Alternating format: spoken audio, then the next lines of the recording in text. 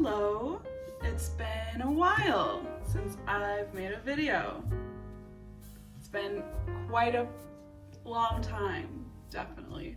I actually don't remember the last time I made a video, to be completely honest with you. I feel like it was in April. It's currently almost November.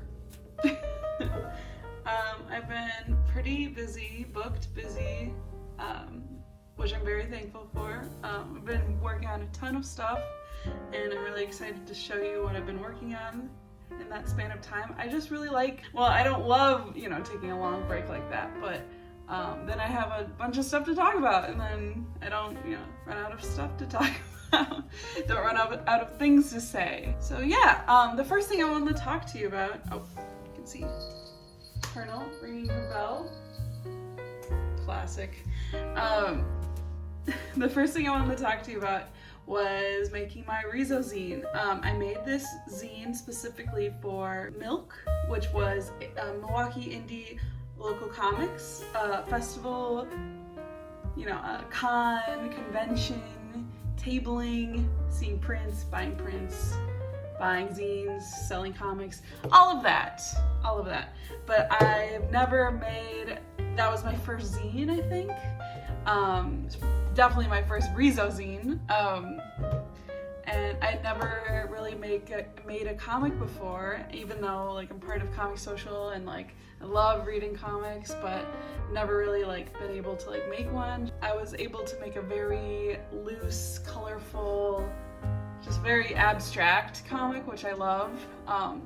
I made them in Procreate, and I made each layer its own color, and each layer was actually so I had 3 colors. I had yellow, melon, which is an orangey yellow, and then bright yellow. I had about 4 layers per color, so 4 times 3, so 12 layers. That's not including the sketches that I went off of. Yeah, so I had a 30% opacity, a 50, a 70, and a 100 for each color. So I was able to really play with the colors and really tweak it to how I wanted it to be. If I wanted something to stand out more, I would just do more opacity. And it was just really interesting. I've never worked like that before. I've never played with opacities and mixing colors like that. But it was really fun, and I was actually able to print it myself at MyAd at the Milwaukee Institute of Art and Design in their Riso print lab because I'm an alum, and it was so cheap. It was so cheap. I think I made 50 copies of, I made 11 by 17 pieces of paper and folded them into a zine. So each zine was 1 print, which was very cost effective. The whole printing process was me buying the paper, which was $13. To print it was $20. It was so cheap. It was so cheap. I could not believe it. But yeah, no, the colors are literally nothing you could get out of a laser inkjet printer. They're out of this world, and when they print, they produce a grainy texture, and you cannot replicate that in almost anything. It's so palpable almost. It's almost textural when you're touching it. Yeah, but so I did that, and my first Riso print being 3 colors was very ambitious, and a lot of people told me that and wanted me to maybe rethink it, and just because I was under a time crunch, I think I started in July, and my time to finish it was in September, which wouldn't be a problem otherwise. It's just that the process of printing I've never done before, and I had to get a special, I had to go somewhere, I had to, meet with the people that are in charge of it so they can show me how to use it. I actually took a class for Riso printing just so I'd be more familiar with it through Bear, which is a Riso printing company in Milwaukee. They're super cool, love those guys. And I took a class there, and it was really helpful for this project because well, I actually also learned that it doesn't have to be digital files, that you can do hand-drawn stuff and just scan it in, which is super cool. I'll put like some examples of some Riso prints just that I get off the internet, but like literally amazing pieces are produced. Like I feel like every time I'm at a sale, I am gravitating towards Riso prints. It is like insane because the colors are just amazing, and that's usually what I'm gravitating towards.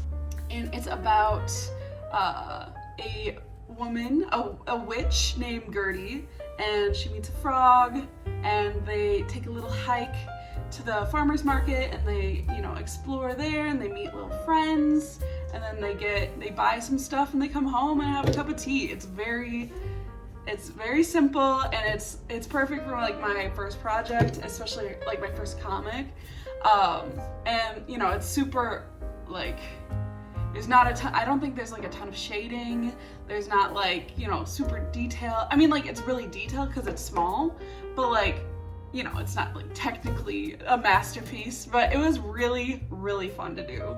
And I didn't really have to worry about so much about the story, just because, you know, that's not what it's about. It's about creating visual interest and like creating a story within like literally this size of paper.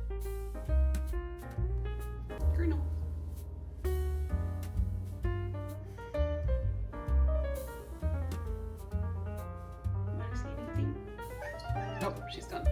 She's done. The next thing I wanted to talk about was just doing markets. So I think I stated in like one of my first videos that I wanted to start tabling more, just because the Maya holiday sale was just so successful for me last year.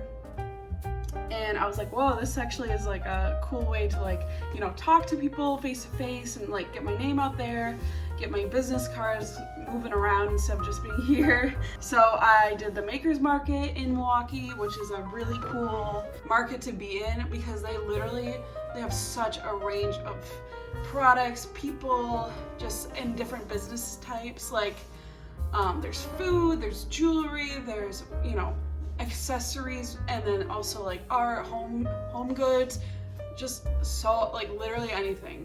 One of the local like plant shops like has like a van of like plants that they sell out of. It sounds sus, but trust me, it's really cool.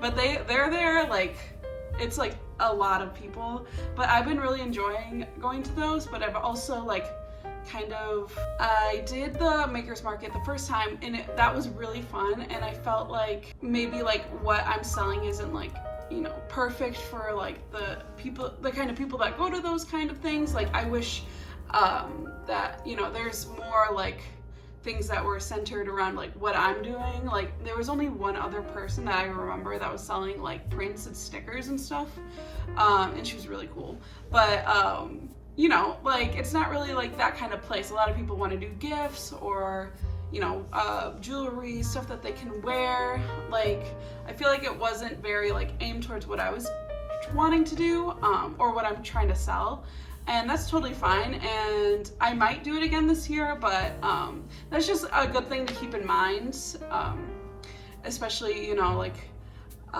you know, you have to pay to go to these things, and sometimes you don't make it back, and it's just a good thing to keep in mind. But I think I'll apply next year. I did apply to the St. Kate hotel holiday sale, which the St. Kate is like an arts hotel. They like every room I think has like a painting of like maybe a local artist, I'm not sure, but it's very like arts orientated. Like they have like a rotating gallery in there. It's such a cool place. Like their branding is like, when they first like opened, I was like obsessed with their branding. I was like looking at it like all the time, but that place is so cool, and I'm really excited to be a part of that this year. Yeah, and then I also applied to be in the Maya holiday sale, and you know, that's an every year thing, and I kind of like know what I'm getting into when I apply to those, so that's like kind of like less stressful than the other ones, because I hadn't ever done those ones before, so I was like, I don't really know what I'm doing. But you know, once you've done a couple of them, and of course I did Milk, which was like very good. Like, that was very focused. Like, what I'm talking about, like, these markets sometimes, they're not aimed towards, like, the stuff I make, but that one was very, like, people like me want to buy cool stuff that I'm making, and that's really cool. So definitely want to do that one next year again. I think the application's open in July, but that one was outstanding. Oh, I'm also applying. I'm just like, I love, you know, making myself stressed out and just putting too much on my plate, but that's totally fine. I'm also applying to be in the 30 by 30 by 30, which is a exhibition that Bar Gallery in Milwaukee puts on every year, and it's I don't know if it's like 30 artists or something, but it's artists make 30 paintings in 1 month in 30 days. That's why 30. And then they're 6 inches by 6 inches each, so pretty reasonable size for like how many there are gonna be. And they're usually like around a theme or like colors. I mean, like when they're on display, it's like so pleasing to look at. I love how they look. I'll put up some like past ones. My friend Lindsay Yeager was in it, and she actually like inspired me to apply because it looks so cool. I've never done like such an intense like challenge like that before.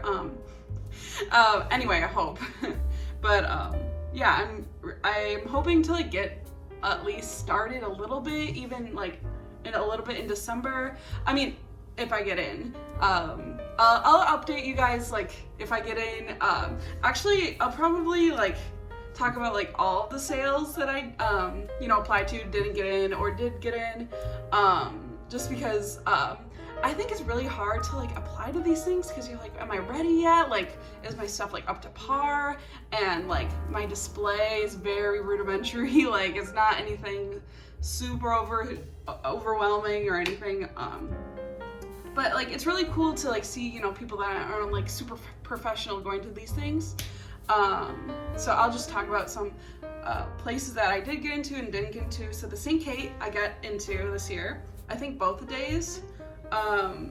The hovercraft sale at the Presolve Loft, I did not get into, but I've heard it's very hard to get into that one, so I'm not, not too heartbroken about that. Next year, there's always next year, and I think also like they might be focusing more on display, which like I don't really want to put a ton of money into the display because like if my work speaks for itself, it shouldn't need a fancy display. I mean, I'm sure like, displaying your stuff like in a very like way that people can see it and like it's really easy for the customer, but like I'm not about to like, get jazzy with it. I only do it a couple times a year. But so I got into the Myad holiday sale, which I'm pretty sure they let any alumni or student in. So like if you're thinking about it, do it. I mean, they do not supply tables anymore, which I think is... Anyway, so you'll have to bring your own table, BYOT always, and chairs. And I mean, chairs, for real. If you're standing I watch people stand during those things. Oh my God. Why are you doing that to yourself? What's the month? The Makers Market, I think it was, I only got 2 shows or 2 markets, which is like pretty low for like someone selling, but that was my first year, and also like at that point my setup was very rudimentary, so like I definitely understand. Also, like I'm sure they want to, gauge how people do at these markets. I actually, the first couple times I did that market, I Ubered there with all of my supplies. Oh my God, I do not recommend that. Yeah, and then I got into milk, which was, I mean, they only accepted like 20 people, I think. I think 70 people applied. But I think next year they're going to have a bigger venue, hopefully. So if you're in the Milwaukee area, if you make comics, definitely try either to like, find a friend to table with if you don't have like a ton of inventory, but their rule this year was to at least have 1 comic, and then you can sell like print stickers, whatever, but you have to have 1 at least comic on the table. So that's kind of like why I like pushed myself super hard to like make that. I applied to the Cream City Creative Market, and I did not get into that, but my friend did, and she's gonna be selling paintings there. So I'm still going, definitely, but maybe next year. Anything else? Oh, I wanted to look into the 414 flea market because really cool artists sell there, and I want in. I want to know what y'all talking about. I want to hang out with you guys, so I'm gonna try to do that one.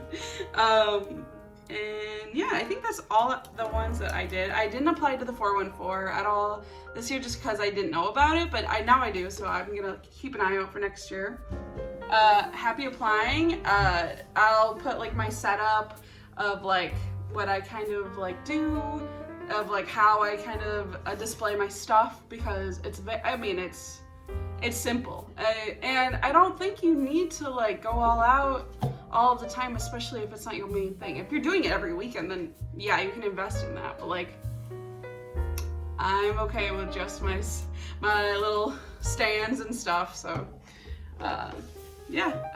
if you are in the Milwaukee area, there's so many markets to apply for, and a lot of them are like super cool, and you get to like just meet other artists. I think that's the biggest one, is just like seeing who else is like doing the same thing as you, and like just forming a community with the artists. So just check out what stuff is in your area and you should apply. I made a mural. I painted it with my girlfriend Elliot, and it turned out really good. I'm really proud of it. I actually reached out to a local bookstore in April of this year and was like, hey, I want to do a mural so bad that you would probably only have to pay for supplies, to be honest. And they were like, that sounds good because we don't have a ton of money right now. And I'm like, that's understandable. It's 2022 and everyone's broke.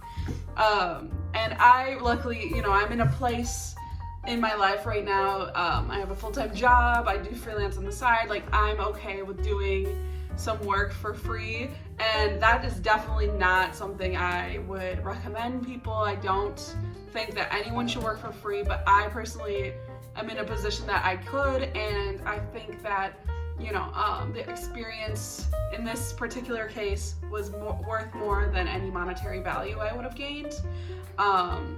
And I also, Lion's Tooth, the bookstore, they also accepted me to be like their featured artist for, was it July? Which was really cool. They had me send over some photos of my work. They are selling my prints in their shop. And the owners are just super cool women, and they're so nice. And if you ever get to like go to Milwaukee and you go there, Chris is she talks like, you're just so interested in the conversation. You could stand there for like hours and talk to Chris.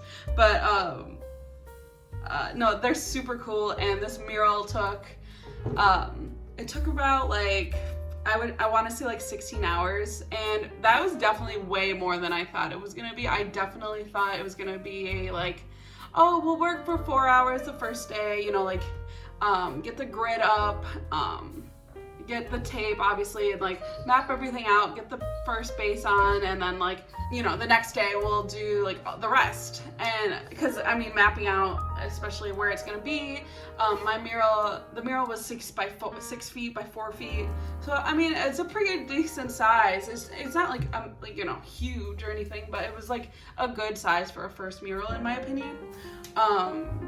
But it was so much work. We actually chose a weekend in October that happened to be the coldest weekend in October. So we were, sitting in the cold for a long time. I can't believe we're both not like super sick right now. But I was like super determined to finish it that weekend. And then the next weekend was 70 degrees. Of course. I think it looks really good, especially from like if you're just driving past, you're like, whoa, like that's just a pop of color, and like the words are like really easy to read, which I'm really happy about because I was a little nervous about the color choices that I had chosen, just because like, you know, the dark colors with like a kind of a darker yellow, and I'm like, oh, it's gonna get too lost. But I think it's like really legible, which I'm really happy about. But yeah, I loved doing that. I mean, would I ever do another mural in fall? Probably not. I definitely like beginning of summer to like September. That would be like the time. It also did rain. We just had really bad luck on like these painting days. But the first day was fine. It was just a little cold. And then the second day was so hard. But we got it done. And actually, like, with how simple the design is, and like it's all flat colors, there's like no shading, there's not a ton of like, you know, detail. I mean, the only thing that's a detail is like the leaves, but like they were just super simple shapes. It took 16 hours, which is just, you wouldn't think that, you know. I estimated, like, I was thinking about, like, you know, if I were to do this again for like another company, that and I would definitely charge at that point since I had experience.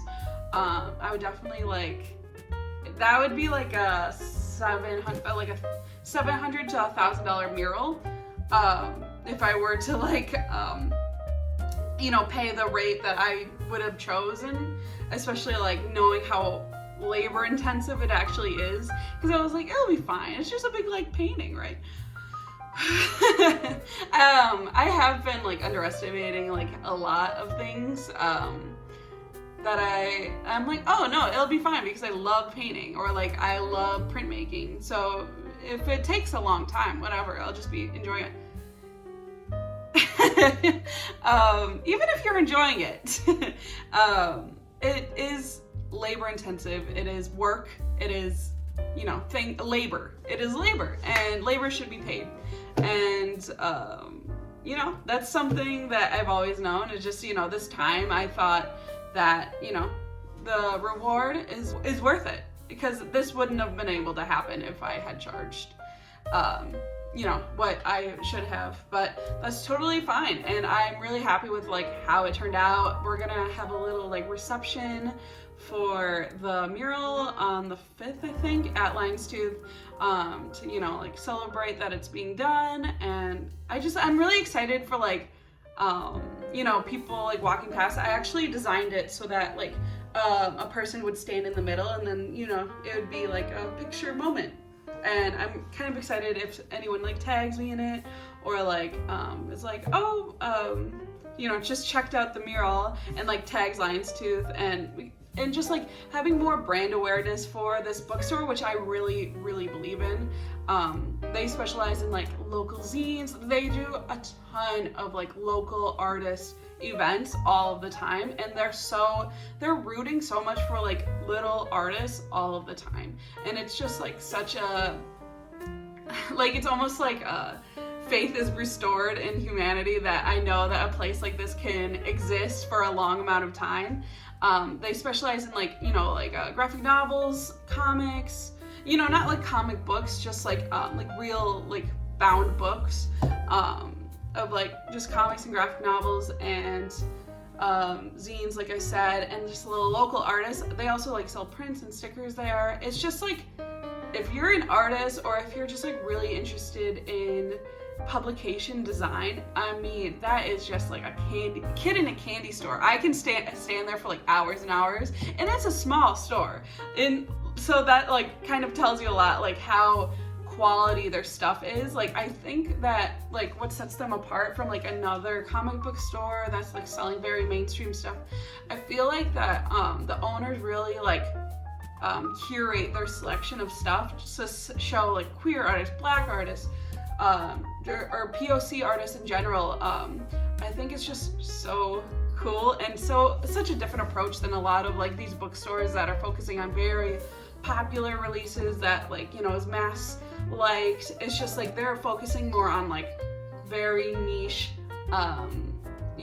topics, ideas, and that's what makes that place so special. So I'm really happy that I was able to do this project for them, and they did give us a 1-year subscription to their subscription box, where you get graphic novels and stickers and merch and art, and it's like usually based around a theme every month.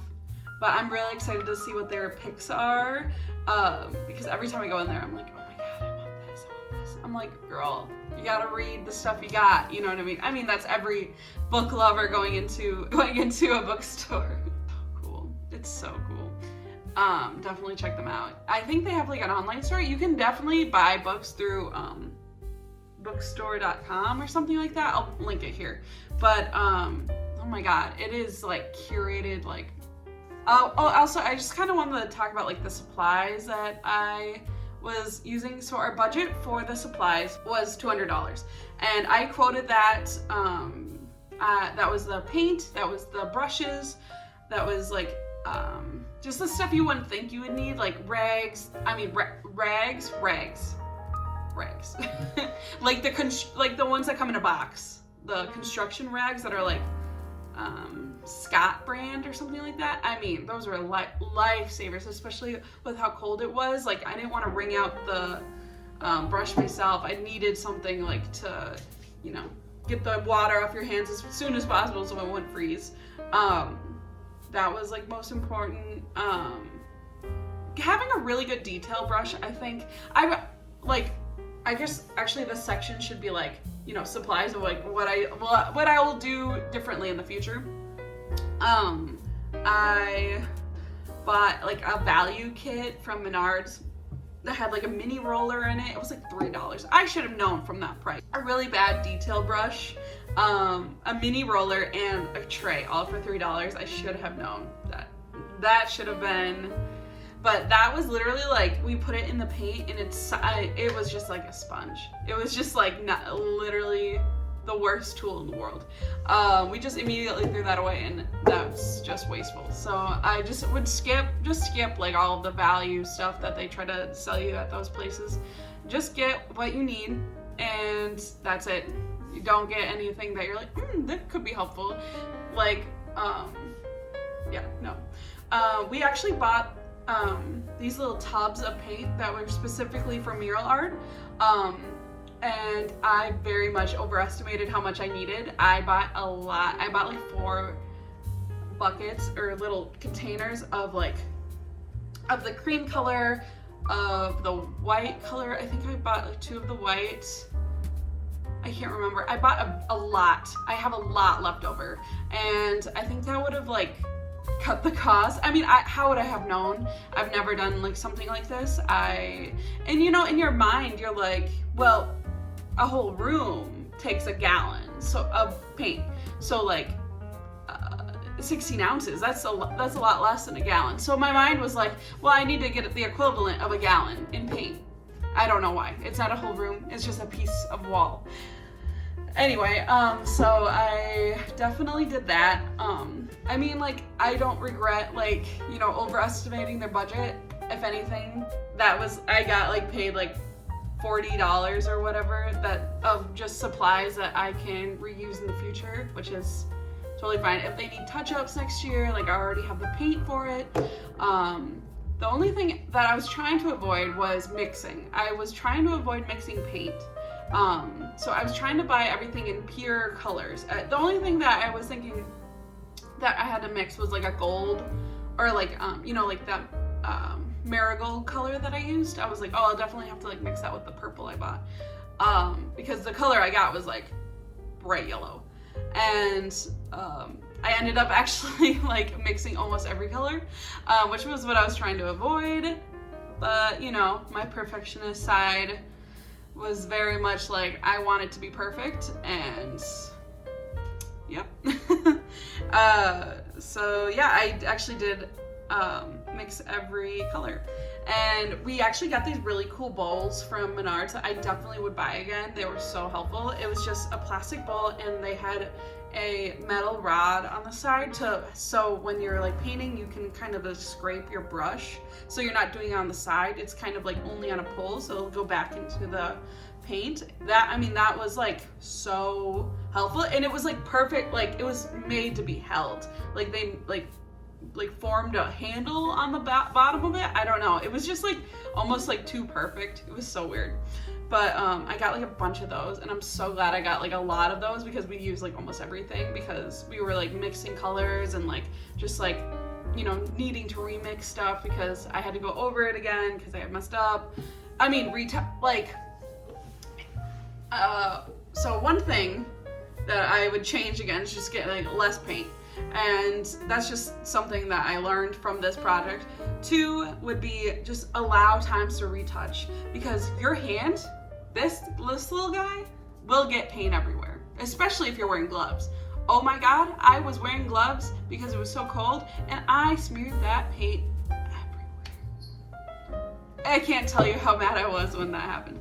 But that was just something I didn't really account for, so like that's just something I would change in the future. 3, don't paint in the fall time. Don't do that. Do it in the summer. Even if it's gonna be hot, just bring a bottle of water. It's gonna be fine. You're gonna be fine. I don't remember what number we're on. 5. I would say that, you know, bring a friend. That was really fun.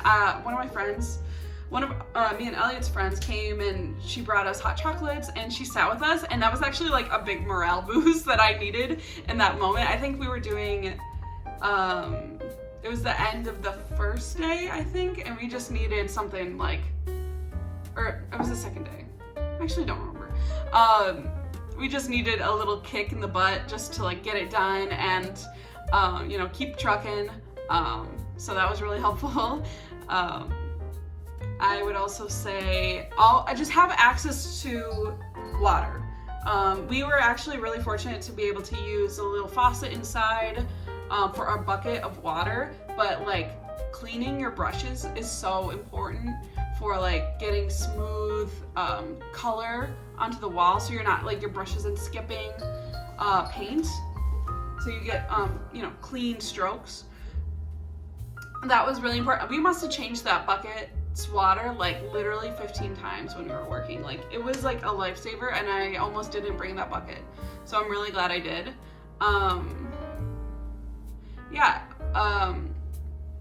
What else? I forgot a pencil. Why did I forget a pencil? I have no idea. Just bring a pencil, definitely. Well, thank God that line tooth had a pencil for me to use. But yeah, definitely. Actually, another thing that I would do differently, well, not differently, just add. So a lot of muralists, they'll have a little sign with like their information on, you know, right by where they're working, and they'll be like, oh, in progress with this artist, and this is all of her like information. I kind of wanted to make like a makeshift one, because usually they're very like professional, and like because they're like really big murals usually, but yeah, I would do that next time. But I think that's it. It was hard, but it was really rewarding, and the owners loved it, and that's pretty much all I needed. Just because, you know, I always have self-doubts, just if I can do a project I've never done before, and it's for like these certain people, like what if I let them down and everything. But like, you just gotta keep it together, make sure that you know that you're capable of doing things, especially if you've done similar things in the past, like painting in general. But yeah, it's important to believe in yourself. Thank you for sticking around to the end. I really appreciate you being interested in what I'm doing. My job, like my full-time job, is going really well. I actually just got a promotion. Not promotion. I actually just got a raise. Yeah. So, and exciting news, me and Elliot were actually moving out next year of this apartment. It's really scary to find a place with that's just like, you know, everything you need, because, you know, obviously you're gonna have to sacrifice some things, and other things will be non-negotiable, so it's like really hard to find a perfect place. But I started looking in like June. I'm pretty done with this place. I think I'm ready for something new, and we actually, like, I was planning on staying in this apartment until we left Wisconsin, which I don't even know like when that would have been. Like, I just had it in my head that this was gonna be my last apartment in Milwaukee. So it's a little weird to change plans. It doesn't come natural to me because I love planning and I love sticking to the plan. But you know, things change, and I think that I'm okay to stay in Milwaukee for at least a couple more years. It's so weird to want to move out of a place just because you feel like you've outgrown it, but it's still, there's so much potential here still. There, like, the city is just growing and like changing so much, and new things are coming in. I feel like every year there's a new, like, oh, we just started doing this really cool thing that I'm super interested in, and I'm like, well, why would I leave this place? They're starting to do all these cool things. So we'll see. I've never lived outside of Wisconsin ever. Elliot's from Miami, so obviously she wants to go back there because it's really nice, but we'll see. I mean, Florida's gonna be underwater in the next 20 years, so we gotta plan ahead. We'll see. So, well, thank you for watching and, you know, listening to my shit, my stuff, my ramblings. I'm a crazy woman. It's almost Halloween. Tell me where you're gonna be for Halloween in the comments.